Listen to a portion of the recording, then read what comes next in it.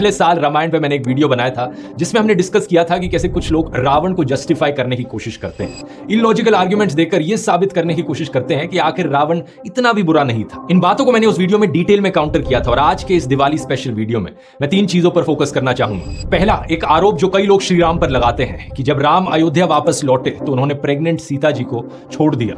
इसके साथ साथ कुछ लोग ये भी कहते हैं कि राम ने शंबुक नाम के एक शूद्र को जान से मार दिया सिर्फ इसलिए क्योंकि वो तपस्या कर रहे थे। इनफैक्ट ये 2 ऐसी चीजें हैं जिनका मेंशन डॉक्टर अंबेडकर ने अपनी booklet riddles of Ram and Krishna में भी किया था। दूसरी चीज, रामायण के ऊपर एक पुरानी क्लिप मेरी जो अक्सर कई लोग बार बार फैलाते रहते हैं सोशल मीडिया पर।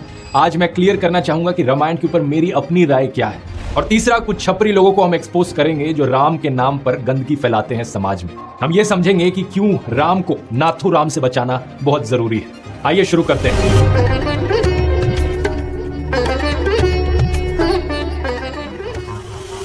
दोस्तों, आपने अक्सर ये कुछ पुरानी फिल्मों में और स्टोरी बुक्स में देखा होगा कि जब कहानी खत्म हो जाती है तो एंड में लिखा आता है and they lived happily ever after. Valmiki Ramayana के चैप्टर 128 को देखिए।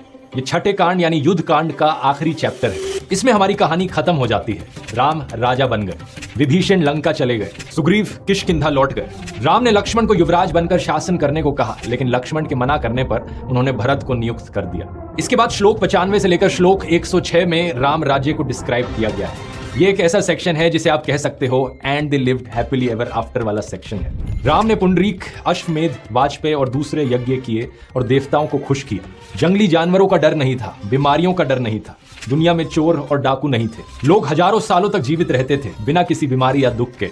कभी बूढ़े लोगों को जवान लोगों का अंतिम संस्कार नहीं करना पड़ा। पेड़ों पर निरंतर फल और फूल आते थे।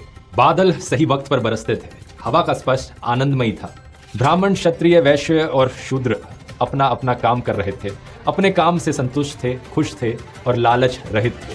श्लोक 106 में लिखा है सर्वे लक्षण संपन्ना सर्वे धर्म परायणा 10 वर्ष सहस्त्र शनि रामो राज्यम कार्यत। इसका मतलब है कि सब में डिस्टिंक्ट क्वालिटीज होती थी और सब एज पर धर्म बिहेव करते थे, यानी एथिकली बिहेव करते थे। इसलिए राम का राज 10 हजारों सालों तक चला। अब ये सब सुनकर एक चीज तो आपको क्लियर हो ही गई होगी कि एक हैप्पीली एवर आफ्टर वाली एंडिंग है कहानी की। खुद ही सोचकर देखो, क्या सेंस बना कि कहानी इसके आगे भी कंटिन्यू रहेगी? अगर हमारी कहानी किसी भी सेंस में अधूरी थी तो इतनी डिटेल में इस हैप्पीली एवर आफ्टर वाले सेक्शन को लिखने का कोई तुक नहीं बनता। और बात कुछ ऐसी है कि जो आरोप यहाँ राम पर लगाए जाते हैं कि उन्होंने सीता जी को छोड़ दिया और एक शूद्र को मारा, वो सब उत्तरकांड का हिस्सा है। और ये उत्तरकांड एक ऐसा एडिशन है जो रामायण की कहानी में बाद में किया गया है। एक ऐसा एडिशन जो इस हैप्पीली एवर आफ्टर की एंडिंग को जबरदस्ती आगे कंटिन्यू रखता है। इसके कई एविडेंसेस हैं यहाँ पर कि कहानी एक्चुअली में वहीं पर खत्म हो जाती है। इस last happily ever after section के बाद सिर्फ एक सेक्शन बचता है रामायण में, जो है फलश्रुति का सेक्शन। इसमें सिर्फ ये बताया गया है कि क्या अच्छे इफेक्ट्स आप पर होंगे अगर आप इस पर्टिकुलर स्क्रिप्चर को सुनोगे तो। फाइनल श्लोक 125 में लिखा गया है, यह बखान सभी अच्छे लोगों को सुनना चाहिए जो बुद्धिमता, दीर्घायु, सेहत, प्रसिद्धि, भाईचारा, होशियारी और कल्याण चाहते हैं। यह है ओरिजिनल वाल्मीकि रामायण की एंडिंग। और इसी फलश्रुति सेक्शन में एक श्लोक है, श्लोक 108, जिसमें मेंशन किया गया है यह आदि काव्य है जो सबसे पहले वाल्मीकि द्वारा लिखा गया है। एक बार फिर से इससे साबित होता है कि इस पॉइंट पर स्क्रिप्चर कंप्लीट हो गया है। अब यहाँ पर यह भी मेंशन करना जरूरी है दोस्तों कि उत्तरकांड में कुछ ऐसी चीजें लिखी गई हैं जो पीछे की वाल्मीकि रामायण की कहानी को नेगेट करती हैं, यानी उसकी उल्टी है। फॉर एग्जाम्पल, हमने देखा कि कैसे राम राज्य को डिस्क्राइब किया गया है। सभी लोग खुश थे, सब वर्णों के लोग अपना काम करते थे, हजारों साल जीते थे बिना किसी दुख के। लेकिन उत्तरकांड में बताई गई शंबुक की कहानी इस डिस्क्रिप्शन के खिलाफ जाती है, क्योंकि इस कहानी में एक ब्राह्मण का बेटा मरता है और उसके बाद उसे बहुत ग्रीफ पहुंचता है और उसके बाद शंबुक को भी मारा जाता है राम के द्वारा। लेकिन वाल्मीकि ने एंड में लिखा था किसी भी बूढ़े को जवान बेटे का अंतिम संस्कार नहीं करना पड़े। एक और एग्जाम्पल सुनिए। इसी कहानी में राम पुष्पक विमान पर बैठकर शंबुक को ढूंढते हैं, लेकिन वाल्मीकि रामायण ने जो लिखा था उसके युद्ध कांड के चैप्टर 127 में जब राम वापस अयोध्या लौटते हैं तो वो पुष्पक विमान वापस कुबेर के पास भेज देते हैं। और कुबेर की बात की जाए तो उत्तरकांड के चैप्टर 13 में लिखा गया है कि रावण और बाकी और राक्षस बहुत से ऋषि और देवताओं के यज्ञ को डिस्टर्ब कर रहे थे। ये सुनकर कुबेर एक मैसेंजर भेजते हैं रावण के पास। ये मैसेंजर पहले विभीषण से मिलता है और वे उसे रावण के पास ले गए। रावण उस मैसेंजर को मार देता है तलवार के जरिए और राक्षस उसकी डेड बॉडी को खाते हैं। ये कहानी का हिस्सा एक तरीके से प्रीक्वल है जो सीता के अबडक्शन से काफी पहले की बात है। लेकिन वाल्मीकि रामायण की कहानी में जब सीता का अपहरण किया जाता है तो राम काफी सारे पीस मैसेंजर्स भेजते हैं, पहले रावण के पास, पहले अंगद, फिर हनुमान। और जब हनुमान को रावण के पास लाया जाता है, रावण सोच रहा होता है कि हनुमान के साथ क्या किया जाए। विभीषण से एडवाइस के लिए पूछता है सुंदरकांड चैप्टर 52 श्लोक 15 विभीषण कहते हैं कि किसी दूत के लिए कुछ सजा है, हाथ पैर काट देना, कोड़े मारना, सिर का मुंडन करना, शरीर पर निशान बना देना। लेकिन हमने कभी किसी दूत की हत्या के बारे में नहीं सुना है। अब अगर उत्तरकांड की बात को सच मानोगे तो रावण ने कुबेर के मैसेंजर को पहले ही मार दिया था, तो विभीषण ऐसा कहते ही क्यों? तो दोस्तों, इन सब सबूतों को देखकर एक चीज बड़ी क्लियर हो जाती है कि उत्तरकांड ओरिजिनल रामायण की कहानी का हिस्सा नहीं है। इसे बाद में ऐड किया गया है और जिस तरीके से इसकी कहानी ओरिजिनल कहानी को नेगेट करती है, इसे रामायण का कंटिन्यूएशन कभी भी नहीं कंसीडर किया जाना चाहिए। अब एक सवाल आपके मन में आएगा कि उत्तरकांड आखिर लिखा किसने और ये कब लिखा गया? हिस्टोरिकली हमारे पास इसका कोई ठोस सबूत नहीं है, लेकिन हम अंदाजा लगा सकते हैं कि एक ऐसी कहानी है जो ब्राह्मणिकल सुपीरियोरिटी और कास्टिज्म को प्रमोट करने के लिए ऐड करी गई है। ये दर्शाना कि ब्राह्मण शूद्र के ऊपर है। और सीता की भी जो कहानी है वो एक ऑब्वियस अटेम्प्ट लगता है पेट्रियार्की को प्रमोट करने का, कि आदमियों के हाथ में ताकत है और आदमी औरत को कंट्रोल करते हैं। ऐसा लगता है कि समाज में कुछ कास्टिस्ट और सेक्सिस्ट लोगों ने रामायण में इस कंटिन्यूएशन को जबरदस्ती ऐड किया ताकि अपना एजेंडा चला सके वो एक समय पर। और एजेंडा की बात करी जाए तो कुछ लोग आज भी हैं ऐसे जो राम का नाम इस्तेमाल करते हैं समाज में गलत चीजें प्रमोट करने के लिए, बुरी आदतें प्रमोट करने के लिए। जय श्री राम के नारे लगाना गुंडागर्दी करते वक्त, औरतों को गालियां देते वक्त। और इन्हीं सब लोगों को सबसे ज्यादा तकलीफ भी होती है मेरे रिलीजन के ऊपर वीडियोस देखकर, क्योंकि इन्हें लगता है कि इसने कैसे बोल दिया रिलीजन के ऊपर, ये तो अच्छी बातें बता रहा है लोगों को। अगर धर्म से ये अच्छी चीजें सीखने लग गए तो हम जो धर्म की ठेकेदारी कर रहे हैं वो तो खत्म हो जाएगी। फिर अक्सर ऐसे लोग मुझे बदनाम करने के लिए मेरी पुरानी क्लिप्स आउट ऑफ कॉन्टेक्स्ट दिखाकर शेयर करते हैं सोशल मीडिया पर कि देखो मैंने पहले क्या कहा था। एक ऐसी ही क्लिप मेरी रामायण के ऊपर ये शेयर करी जाती है इन लोगों द्वारा। तो लोग बोलते हैं अच्छा क्योंकि वो ब्रिज एग्जिस्ट करता है इसलिए ये एक्चुअली में हमारी हिस्ट्री है, ये कहानी असल में हुई थी। लेकिन थोड़ा सा लोग एक लेवल तक सोचते हैं, उससे ज्यादा डीप नहीं जाते। थोड़ी डिडक्टिव रीजनिंग अप्लाई करके देखो, क्या एक मैन मेड चीज का एग्जिस्ट होना प्रूव करता है कि पूरी कहानी असली होती है? क्या ये वो लॉजिक नहीं हो गया कि स्पाइडरमैन में न्यूयॉर्क शहर दिखाते हैं तो न्यूयॉर्क शहर तो असली में एग्जिस्ट करता है, तो स्पाइडरमैन भी असली में एग्जिस्ट करता है? नहीं होता। इस क्लिप में मैं कह रहा हूं कि कैसे जब मैं छोटा बच्चा था 7-8 साल का, मैंने रामायण सुनी और मुझे लगा कि यार ये चीजें कैसे पॉसिबल हो सकती है। कैसे हो सकता है कि उस जमाने में एरोप्लेन्स हुआ करते थे और कोई पहाड़ी को उठाकर समुद्र के पार ले जा सकता था। जब मैं बच्चा था तब भी मुझे यकीन नहीं हुआ इन चीजों पर। मैंने ऐड किया कि ये तो वैसी कहानियां हो गई जैसे सेंटा क्लॉज की कहानियां होती हैं। ये इंटरव्यू मैं करण सिंह के साथ कर रहा था, फेमस मैजिशियन मेंटलिस्ट। वो भी बताते हैं कि कैसे जब वो गुरुद्वारा जाते थे तो उनके पेरेंट्स उन्हें लेकर जाते थे, लेकिन उन्हें भी भगवान में विश्वास नहीं था। हम यहाँ पर मोटे मोटे तौर पर डिडक्टिव रीजनिंग और एथिज्म की बात कर रहे थे। मैंने क्रिटिकल थिंकिंग और लॉजिकल फैलेसी समझाने के लिए स्पाइडरमैन का एग्जाम्पल लिया कि कैसे स्पाइडरमैन की कॉमिक्स में न्यूयॉर्क शहर का जिक्र किया जाता है। अब न्यूयॉर्क शहर तो असली में एग्जिस्ट करता है, लेकिन इसका मतलब ये थोड़ी हो गया कि स्पाइडरमैन भी असली है। सिमिलरली मैंने कहा कि अगर राम सेतु यहाँ पर असली है तो इसका मतलब ये नहीं कि रामायण में बताई गई कहानियां असली हो जाएंगी। लेकिन मैंने ये कभी नहीं कहा कि रामायण कभी हुई नहीं। ये बात बड़ी क्लियर है कि रामायण एक रिलीजियस स्क्रिप्चर है जिसे इतिहास में लिखा गया था। हिस्टोरियंस का एस्टिमेट है कि वाल्मीकि रामायण को 7th सेंचुरी और 4th सेंचुरी बीसी के बीच में कभी लिखा गया था। लेकिन क्या इस लेख में लिखी गई कहानियां असली में हुई थी या नहीं हुई थी, इसके बारे में अनफॉर्चुनेटली हम नहीं जानते। मेरा पर्सनली मानना है कि हो सकता है ये चीजें हुई हो पास्ट में, लेकिन उस तरीके से नहीं जिस तरीके से इन्हें लिखा गया है। ये लेख मेरा मानना है कि एक मेटाफोरिकल लेख है। जब बात करी जाती है कि भगवान हनुमान ने एक पूरी की पूरी पहाड़ी उठा ली और समुद्र पार उसे उड़ाकर ले आए, ये चीज फिजिकली पॉसिबल नहीं है, ये एक बच्चा भी समझ सकता है। लेकिन हो सकता है ये एक मेटाफर की तरह लिखा गया हो, क्योंकि अक्सर राइटिंग और कम्युनिकेशन में मेटाफर्स का इस तरीके से इस्तेमाल किया जाता है। अगर मैं कहता हूं कि देखो सौरभ कितना मुश्किल और कितना ज्यादा काम करता है, उसने तो अपने कंधों पर पूरा का पूरा पहाड़ उठा रखा है। या फिर एक कहावत है ना कि तुम्हारे लिए तो मैं 7 समुद्र पार कर जाऊंगा। अगर मैं किसी को ये कहता हूं तो इसका लिटरली मतलब नहीं है कि मैं 7 समुद्र पार कर जाऊंगा, या फिर सौरभ ने लिटरली अपने कंधों पर पहाड़ उठा रखा है। इस मेटाफर का मीनिंग है कि वो बहुत मेहनती है। 7 समुद्र पार करने का मतलब है कि मैं पूरी जी जान लगा दूंगा। इसके अलावा यह भी पॉसिबल है कि रामायण को लिखते वक्त अतिशयोक्ति अलंकार का इस्तेमाल किया गया हो। मतलब लिटरेचर में अक्सर रियल इवेंट्स को डिस्क्राइब करते हुए राइटर्स और पोएट्स अक्सर चीजों को एग्जैजरेट कर देते हैं। फॉर एग्जाम्पल, आपने हॉलीवुड फिल्म देखी है 300। इसमें एक हिस्टोरिक बैटल दर्शाई गई है पर्शियंस और ग्रीक्स के बीच में।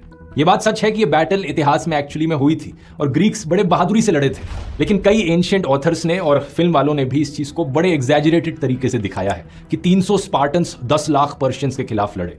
ये नंबर हाईली एग्जैजरेटेड है। हिस्टोरिकल एविडेंसेस के अनुसार इन 300 स्पार्टन्स को मदद करने के लिए कुछ 7,000 से लेकर 10,000 की ग्रीक आर्मी थी, और ये 10 लाख पर्शियंस के खिलाफ नहीं लड़े। पर्शियंस का जो नंबर था वो एस्टिमेट किया जाता है कि 70,000 से लेकर 3 लाख के बीच में हुआ होगा। नो डाउट ये एक बहुत ही डिसप्रोपोर्शनल और ऐतिहासिक बैटल थी, लेकिन फिल्मों में पोएट्स और राइटर्स अक्सर चीजों को एग्जैजरेट करते हैं, चीजों को लार्जर देन लाइफ दिखाने के लिए, ताकि वो और एंटरटेनिंग बन सके। वैसे ये हिस्टोरिकल और माइथोलॉजिकल कहानी अगर आपको पसंद आती हैं तो मैं कहूंगा कुकू एफएम को जरूर चेकआउट कीजिए। वहां पर ढेर सारी ऐसी बढ़िया ऑडियो बुक्स आपको मिलेंगी, जैसे कि ये रावण अ डिवोटी और अ डीमन, धर्म रक्षक युधिष्ठिर, अग्नि सी पावन सिया, ऑब्वियसली रामायण तो है ही, और उसके साथ साथ वीर हनुमान पर भी एक ऑडियो बुक है। ये सभी ऑडियो बुक्स ऐसी हैं कि इन्हें रात को सोने से पहले सुनो, बड़ा मजा आएगा। बढ़िया तरीके से अनवाइंड और रिलैक्स कर देती हैं आपको। इसके अलावा आपको ऑलमोस्ट हर टॉपिक और फील्ड में ऑडियो बुक्स मिलेंगी कुकू एफएम के प्लेटफॉर्म पर। अगर आपने अभी तक कुकू एफएम को ज्वाइन नहीं किया तो जरूर जाकर चेकआउट करिए। नीचे डिस्क्रिप्शन में एक 50% ऑफ का कूपन मिलेगा आपको। और ये जो सारी ऑडियो बुक्स के मैंने नाम बताए, इनके लिंक्स भी नीचे डिस्क्रिप्शन में मिल जाएंगे। यहाँ कुकू एफएम का धन्यवाद इस वीडियो को स्पॉन्सर करने के लिए। और अब टॉपिक पर वापस आते हैं। इसका एक और एग्जाम्पल हो सकता है इस इंडिया टुडे के आर्टिकल को देखिए, जिसमें लिखा गया है कि महाराणा प्रताप एक 80 किलो की स्पीयर कैरी करते थे, साथ में दो तलवारें जिनका वजन टोटल में 208 किलो होता था, और उनके आर्मर का वजन 72 किलो।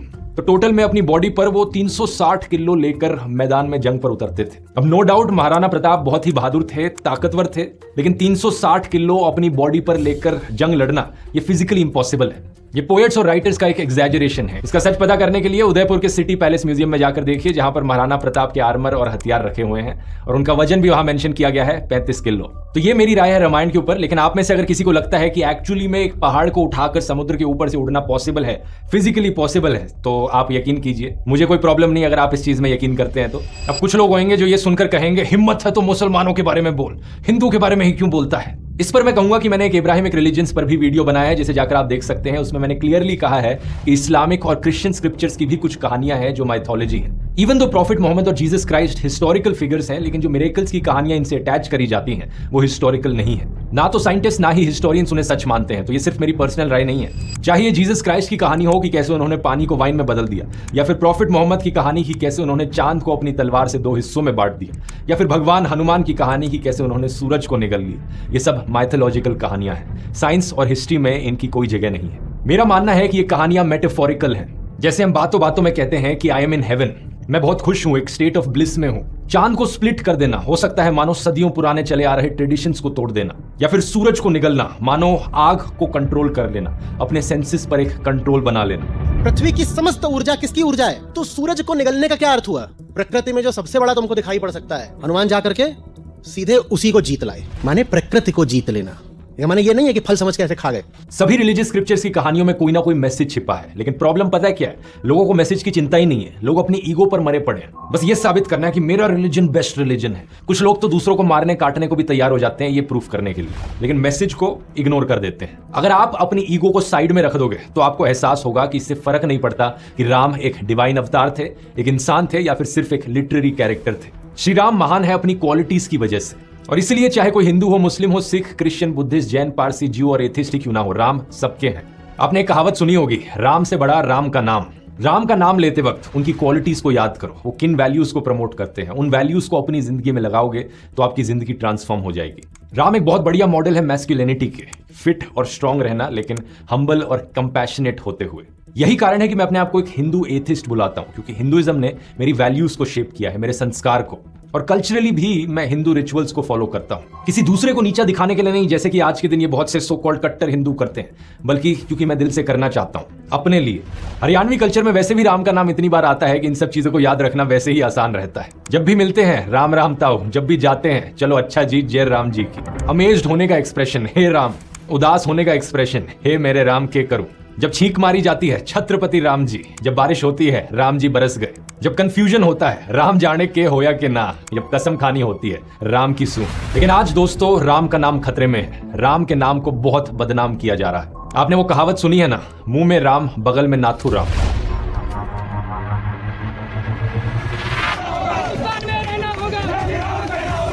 ये बात आज के दिन सच बन गई है। महात्मा गांधी जी एक बहुत बड़े राम भक्त थे, लेकिन आज के दिन नाथूराम गोडसे के छपरी फॉलोअर्स राम को हाईजैक करने की कोशिश करते हैं। नाथूराम गोडसे देशभक्त थे, हैं और रहेंगे। गोडसे जी को देवता तो ले मानता हूँ, गोडसे जी को। गोडसे जी बहुत हमारे प्रातस्मरणीय है। विरोधी है। एक चीज सुनिए, गोडसे विरोधी है कि नहीं है? नहीं है देश को, नहीं है, नहीं है। हमें रिपोर्ट्स देखने को मिलती हैं कि कैसे कुछ छपरी बदमाश लोग औरों को जबरदस्ती करते हैं कि जय श्री राम बोलो। मध्य प्रदेश की खबर, उत्तर प्रदेश के बुलंदशहर की खबर, कानपुर, उन्नाव, गाजियाबाद, राजस्थान के अलवर, दिल्ली में, असम में, झारखंड में, गुजरात, हरियाणा, हिमाचल, बिहार, हैदराबाद, तेलंगाना,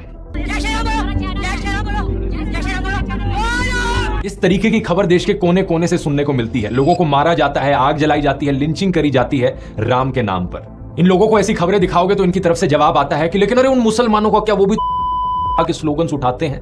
क्या आप स्लोगन्स को सपोर्ट करते हो? नहीं, कोई भी नॉर्मल इंसान ऐसे स्लोगन को सपोर्ट नहीं करेगा। लेकिन इन छपरी लोगों का माइंडसेट है कि मुस्लिम गलत कर रहा है तो हम भी करेंगे, वो दूसरा कुएं में कूद रहा है तो हम भी जाके कूदेंगे। अगर मुस्लिम्स को कॉपी ही करना है तो ये महान मुस्लिम लोगों को कॉपी कर सकते हैं, जैसे कि डॉक्टर एपीजे अब्दुल कलाम या फिर doctor Salim Ali the bird man of India या फिर मोहम्मद रफी।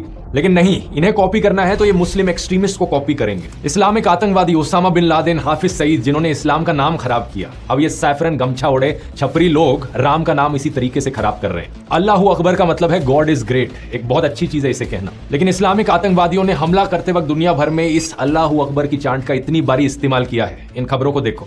अल्लाहू अकबर के नारे लगाए। to have shouted Allahu Akbar. He pulled out a knife and attacked, shouting Allahu Akbar. आजान की प्रेयर शुरू होती है अल्लाहू अकबर कहने से, जो कि आपको पीस देती है, अंदर से शांति की फीलिंग देती है। I personally love अजान। जब हम लोग तनु मनु की शूटिंग भी कर रहे थे लखनऊ में, so I love the sound of it. लेकिन ये कट्टरवाद लोग इसी स्लोगन का इस्तेमाल करते हैं एक वॉर क्राई की तरह आतंकवादी हमले करते हुए। सिमिलरली जय श्री राम एक ऐसा स्लोगन है जिसे सुनकर मन के अंदर शांति आ जानी चाहिए।